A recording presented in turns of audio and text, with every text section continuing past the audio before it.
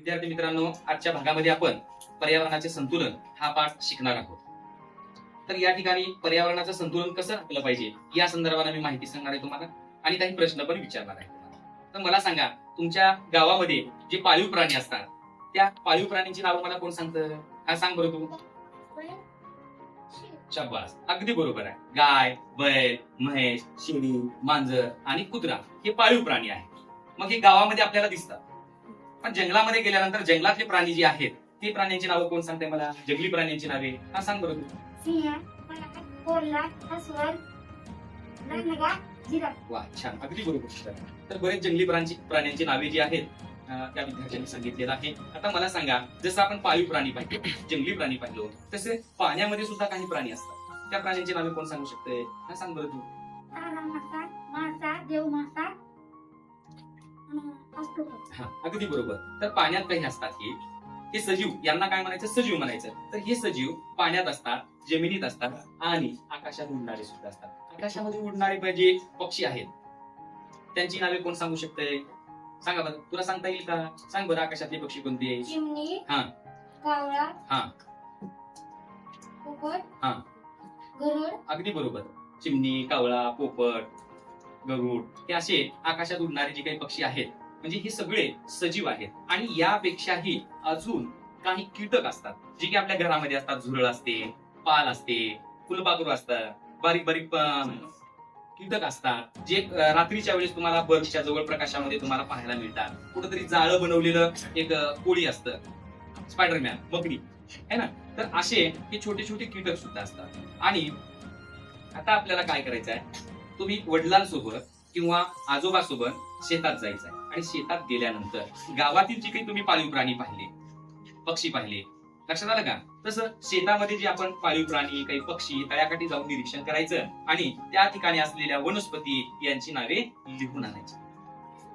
हा, तर परिसर म्हणजे काय पहा, एकदा नीट लक्ष द्या. आपण शाळेचा परिसर स्वच्छ आहे असं म्हणतो, बरोबर आहे की नाही? बाजारातला परिसर घाण आहे असं म्हणतो आपण. पहा, इकडे नीट लक्ष द्या. परिसर म्हणजे आजूबाजूची जागा. लक्षात यायला तुमच्या? आता घराचा परिसर म्हणजे घराच्या आजूबाजूची जागा असते.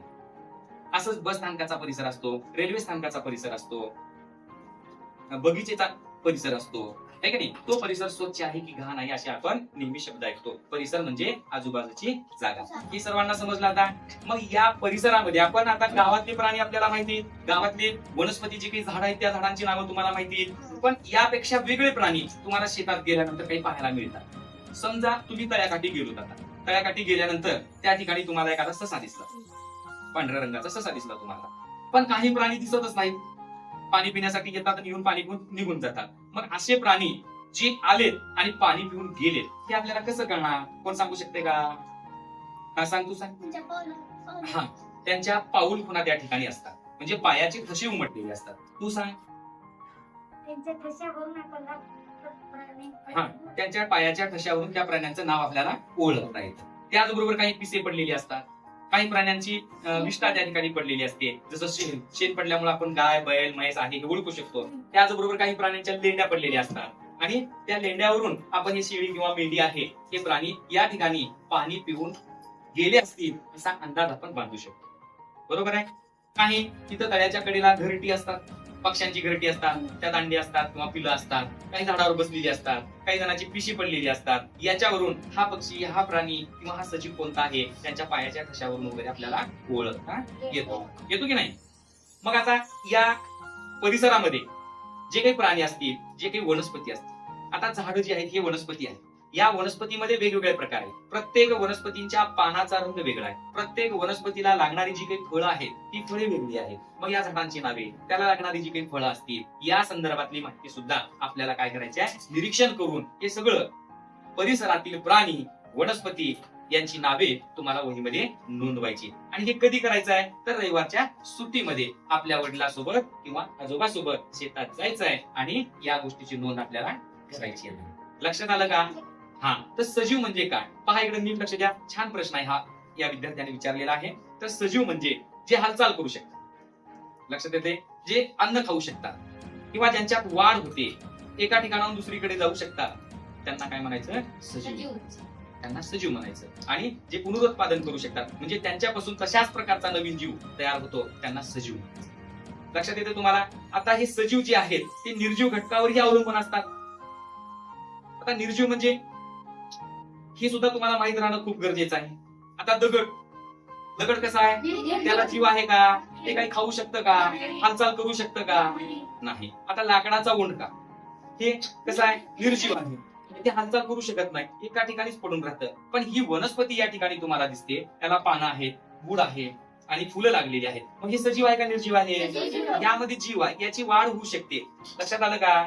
हे सूर्याच्या प्रकाशामध्ये अन्न तयार करतात आणि ह्या वनस्पती वाढतात. या ठिकाणी ही असलेली वनस्पती कशी आहे? ही सजीव आहे. आता आपल्याला काय करायचं आहे? सजीव आणि निर्जीव या संदर्भातली माहिती पाहायची आहे. मी तुम्हाला काही प्रश्न विचारणार आहे आणि तुम्ही उत्तर मला द्यायचे आहेत. सजीव याच्यामध्ये जे काही सजीव आहेत आणि निर्जीव प्राणी आहेत, प्राणी आणि काही पक्षी या ठिकाणी चित्रात तुम्हाला दिसायला लागलेत. तर यातले मला बदक हा सजीव आहे का निर्जीव आहे?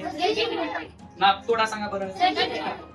अजगर, उंदीर, तुम्ही पाहिलात उंदीर प्रत्येकाच्या घरी असतो, तो हालचाल करू शकतो. पाण्यातील मासा, जंगलातील वाघ, आकाशातील ढग, आकाशातील ढग ते हवेच्या साह्याने पुढे पुढे सरकतात, पण ते सजीव आहेत का? नाही, ते निर्जीव आहे. त्याचबरोबर दगड, गाय, झाडाच्या पानावर बसलेली आळी, त्याचबरोबर तलावातील पाणी निर्जीव.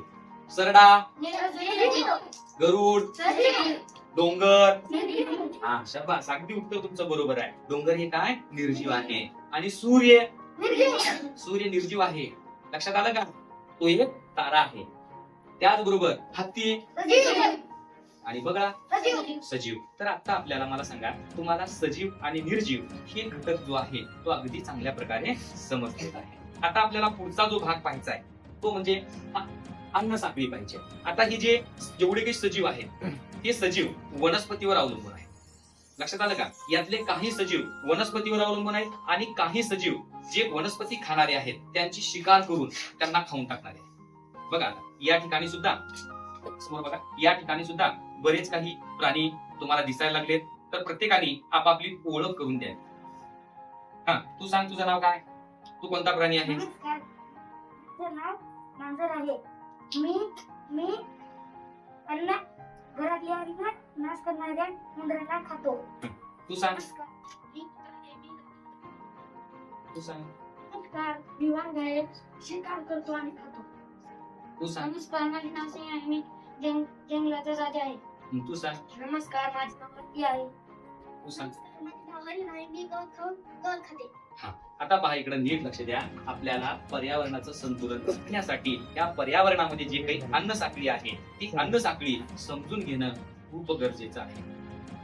पहा इकडे नीट लक्ष द्या. आता सर्वात महत्वाची गोष्ट म्हणजे पर्यावरणातील ही वनस्पती आहे. हे वनस्पती खाऊन जगणारा जो प्राणी तुम्हाला या ठिकाणी दिसायला लागलाय हा हरण. काय करते? गवत खाते किंवा अशा वनस्पतींचा पाला ही हरिण खाते. आणि या हरणाला कोण खातं? तर सिंह खातो. दिसायला लागलाय या ठिकाणी सिंह या हरणाची शिकार करतो आणि तो खातो. पहा, आणि हा सिंह ज्या वेळेस मरण पावेल त्यावेळेस सूक्ष्मजीव याला खाऊन टाकतील आणि मग हे सूक्ष्मजीव पुन्हा मरण पावल्यानंतर ते कोणाच्या कामाला येतील? या वनस्पतींच्या कामाला येतील. अशा प्रकारे या असंख्य अन्न साखळ्या या ठिकाणी तुम्हाला दिसायला लागलेली आहे. हे अन्नजाळे तयार झालेलं आहे. असं या अन्न साखळ्यापासून काय तयार झाले? हे अन्नजाळे हे या ठिकाणी तयार झालेलं आहे. हा, पर्यावरण म्हणजे सूर्य, हवा, पाणी, माती या सर्व घटकांनी मिळून हे पर्यावरण बनलेलं असतं, जेणेकरून की त्याचा आपल्या जीवनाशी संबंध असतो. आणि हे सगळे प्राणी या पर्यावरणाशी जुळून घेतात, त्या वातावरणाशी जुळून घेतात आणि त्या संदर्भानं आपण आज माहिती पाहिलेली आहे. पर्यावरणातील सगळ्यात महत्वाचा घटक म्हणजे कोणता आहे? तर तो वनस्पती आहे. आणि या वनस्पतीपासूनच हे इतर प्राणी जे आहेत हे याच्यावर जगतात आणि काही हिंस्र प्राणी जे असतात जंगलातील ते त्यांची शिकार करून ते परत जगत असतात आणि ते मरण पावल्यानंतर परत त्यांना सूक्ष्मजीव खातात आणि त्यांचे घटक सगळे हे मातीत मिसळतात. त्यासाठी आपल्याला काय करायचे आहे? पर्यावरणातील सगळ्यात महत्वाचा घटक वनस्पती असल्यामुळे आपण झाडे लावले पाहिजे आणि झाडे जगवले पाहिजे. धन्यवाद.